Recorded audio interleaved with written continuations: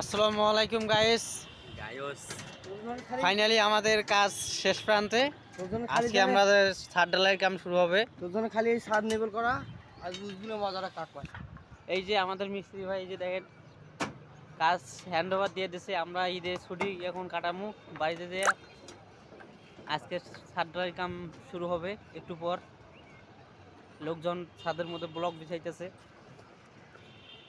Covering সুন্দর রাখার জন্য। আপনারা বেশি বেশি শেয়ার করে দিবেন। এখানে বাকেট ঢালাই উঠবো এটা দিয়ে। আমাদের ভেতরে একটা এক্সাইটমেন্ট কাজ করতেছে। আমরা ঈদের ছুটি অতি তাড়াতাড়ি পাচ্ছি। আমাদের ভেতরে একটা খুশি। ভিডিওটা কেমন লাগলো সবাই শেয়ার করে দিবেন, কারণ আমরা দীর্ঘ অনেকদিন ধন্যবাদ। ভালো থাকবেন সবাই। প্রবাস জীবন কাটিয়ে